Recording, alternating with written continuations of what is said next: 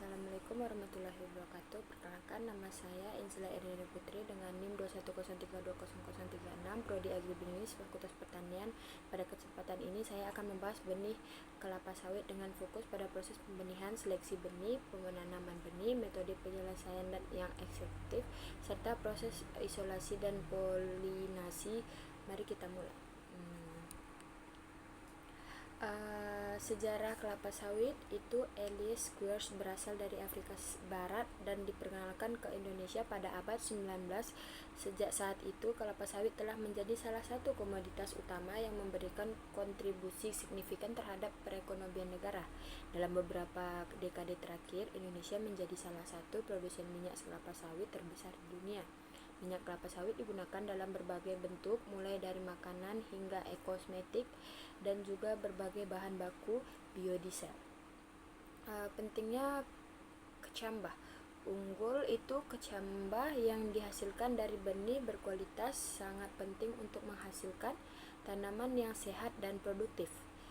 Kualitas benih mempengaruhi hasil panen, ketahanan terhadap hama dan penyakit, serta kemampuan beradaptasi dengan lingkungan. Oleh karena itu, pemilihan dan pengolahan benih yang baik sangatlah krusial. Kecambah unggul dapat meningkatkan hasil panen hingga 30% dibandingkan dengan kecambah yang berkualitas rendah. Proses pembenihan kelapa sawit ini ada dua, yaitu sumber benih. Proses pembenihan kelapa sawit dimulai dengan pemilihan sumber benih yang berkualitas. Benih yang dapat diperoleh berasal dari, pertama itu perkebunan. Kebun yang sudah teruji dan memiliki varietas unggul. Kebun ini biasanya dikelola oleh perusahaan besar yang fokus pada keberlanjutan dan kualitas. Yang kedua itu dari institusi penelitian. Benih yang dihasilkan oleh lembaga penelitian yang berakareditasi serta pusat penelitian kelapa sawit. Institusi ini sering dilakukan penelitian untuk meningkatkan kualitas genetik benih. Yang kedua itu ada seleksi benih. Seleksi benih bertujuan untuk mendapatkan benih yang berkualitas tinggi. Pada beberapa aspek yang perlu diperhatikan dalam seleksi benih, yaitu kualitas fisik, ukuran dan bentuk. Benih yang baik biasanya berukuran besar, memiliki bentuk yang simetris. Benih cacat atau tidak normal harus dihindari karena dapat mempengaruhi tingkatan kecambahan. Yang kedua itu kesehatan. Yang kesehatan itu pastinya benih tidak tampak cacat, busuk, atau terinfeksi hama. Kesehatan benih sangat penting untuk memastikan pertumbuhan yang optimal. Yang kedua itu ada uji viabilitas. Untuk memastikan benih dapat tumbuh dengan baik, lakukan uji viabilitas. Metode rendam air. Benih direndam dalam air selama 24 jam. Benih yang terendam dianggap berkualitas baik. Sedangkan benih yang mengapung perlu dihindari karena menunjukkan bahwa benih tersebut tidaklah sehat. Yang kedua itu adalah uji kecambah. Uji kecambah ini tanam beberapa benih dalam wadah plastik terpisah untuk melihat tingkat perkecambahan. Jika lebih dari 80% benih berkecambah, maka benih tersebut dapat dianggap benih berkualitas baik. Yang kedua itu adalah klasifikasi varietas. Pentingnya untuk mengklasifikasi varietas benih berdasarkan potensi hasil dan kekuatan terhadap penyakit. Varietas unggul seperti Dura, Vicifera, dan Tenera memiliki karakteristik yang berbeda. Di antaranya, kalau seperti Dura memiliki daging buah yang tebal dan hasil minyak yang tinggi, tetapi tidak menghasilkan benih yang baik. Sedangkan Vicifera memiliki potensi hasil yang tinggi, tetapi tidak dapat menghasilkan buah sendiri. Yang sedangkan Tenera merupakan hasil persalinan antara Dura dan Vicifera menggabungkan keunggulan dua varietas. Yang ketiga itu ada proses penghasilan kecambah kelapa sawit. Dalam proses penghasilan kecambah kelapa sawit unggul ini ada beberapa, yaitu diantaranya persilangan benih. Setelah proses seleksi, langkah selanjutnya adalah persiapan benih untuk penyemaian. Benih harus disimpan dalam kondisi yang tepat. suhu ideal menyimpan benih itu antara 20 sampai 25 derajat Celcius dengan kelembapan rendah untuk mencegah pembusukan. Yang kedua itu ada metode penyemaian. Ada beberapa metode penyemaian yang dapat digunakan untuk kelapa sawit, masing-masing memiliki keunggulan sendiri. Terutamanya ialah penyemaian didengankan pembuatan pertama itu ada pembuatan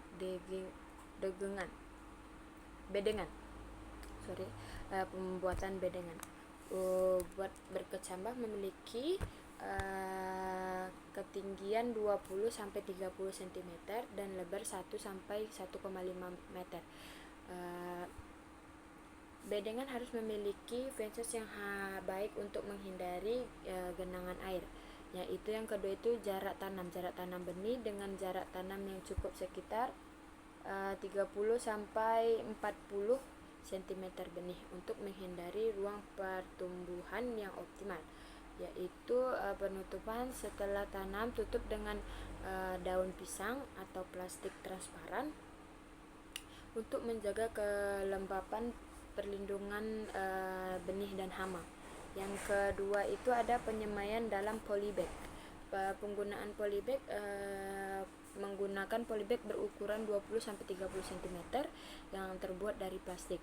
Pastikan polybag memiliki lubang bagian bawah untuk drainase yang baik. Pengisian media.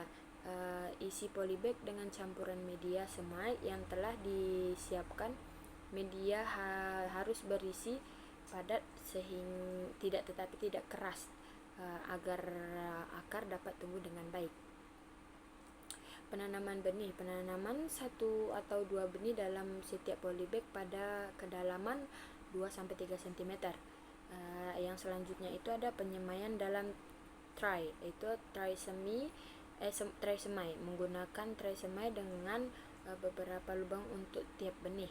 Metode ini cocok untuk penyemaian dalam jumlah besar dan dapat menghemat ruang. Pengisian media itu isi tray di dalam media semai yang telah disiapkan hingga penuh. Selanjutnya itu penanaman benih.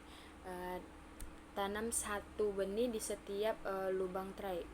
Setelah itu siram dengan air secukupnya.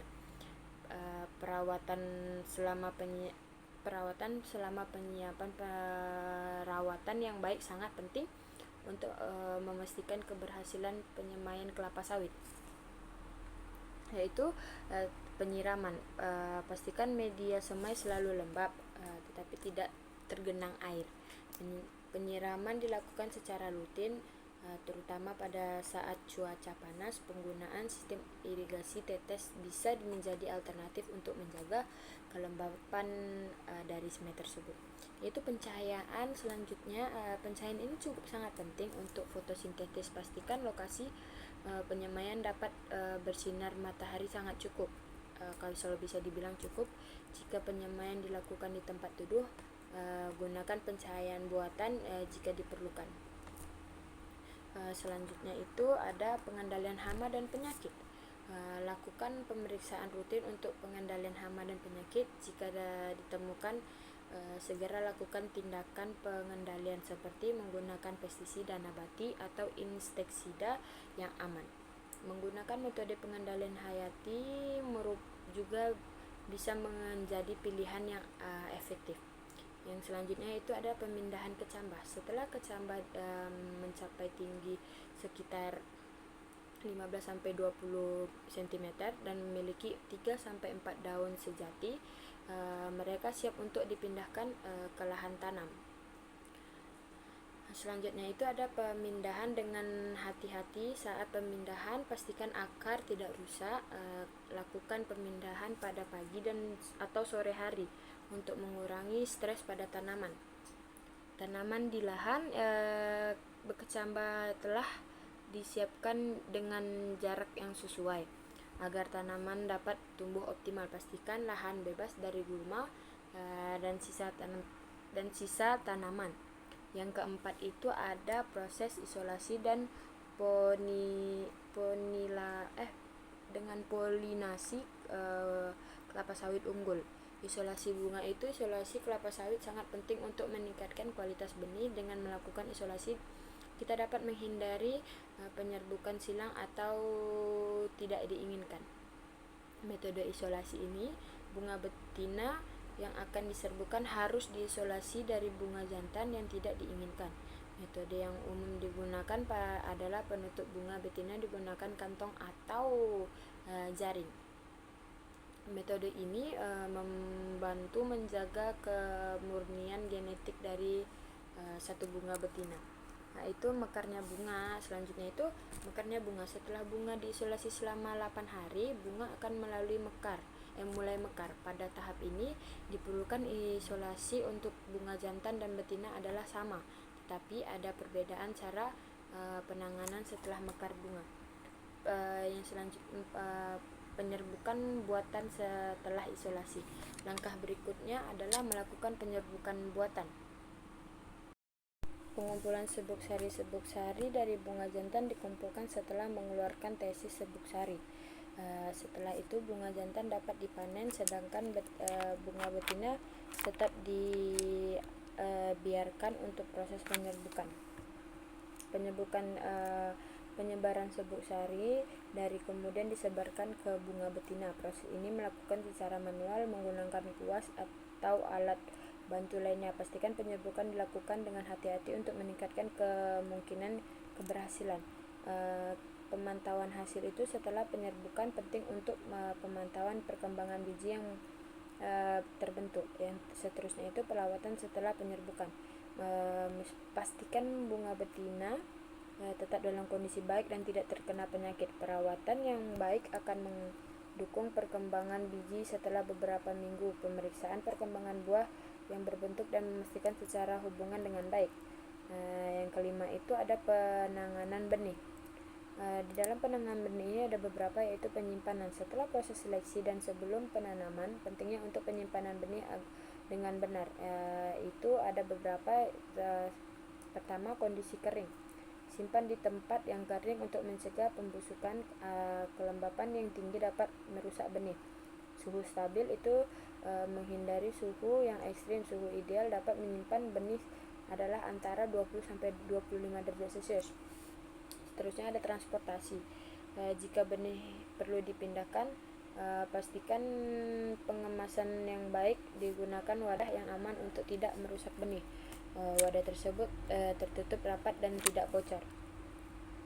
Waktu perjalanan sekitar usahakan transportasi berlangsung dalam waktu singkat untuk menjaga kesegaran benih. Pilihan metode transportasi yang efisien. Penanaman. Saat waktu penanaman tiba, langkah berikut perlu diperhatikan. Persiapkan lahan harus dibersihkan dari gulma dan sisa tanaman. Lakukan pengolahan tanaman agar gembur. Itu yang selanjutnya pengaturan jarak tanam. Jarak antara tanaman yang harus diperhatikan untuk memastikan pertumbuhan yang optimal. Jika jarak yang umum adalah 8x8 meter. Faktor yang mempengaruhi pertumbuhan itu ada, pertama, kondisi lingkungan. Kondisi lingkungan sangat berpengaruh terhadap pertumbuhan kelapa sawit. Yang kedua itu ada cahaya. Kelapa sawit diperlukan sinar matahari yang cukup. Lokasi tanam harus mendapatkan sinar matahari secara langsung. Selanjutnya itu ada suhu. Suhu ideal untuk pertumbuhan kelapa sawit adalah antara 2-35 Celcius. Suhu yang ekstrim baiknya terlalu panas maupun terlalu dingin. Suhu tersebut dapat mempengaruhi pertumbuhan. Selanjutnya ada keterbatasan air. Keterbatasan air juga sangat penting. Kelapa sawit diperlukan penyiraman yang cukup, terutama pada musim kemarau. Pastikan sistem di drainase yang baik untuk mencegah kegenangan yang dapat merusak akar. Yang terus itu selanjutnya nutrisi tanah. Nutrisi tanah harus diperhatikan agar tanaman dapat tumbuh dengan baik. Menggunakan pupuk organik. Pemberian pupuk organik dapat meningkatkan kesuburan tanaman. Pupuk dasar seperti pupuk kandang atau kompos sangat dianjurkan. Yang kedua itu adalah analisis tanah. Melakukan analisis tanah secara berkala untuk mengetahui kandungan nutrisi dan pH tanah.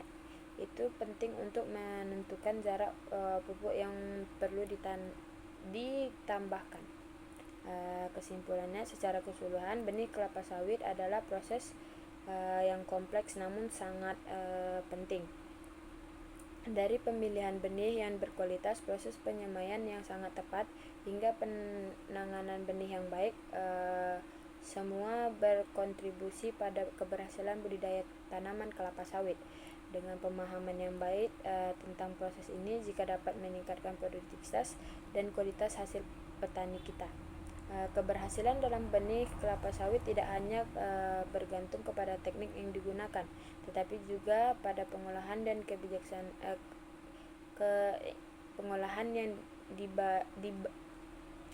pengolahan yang bijaksana dan keberlanjutan.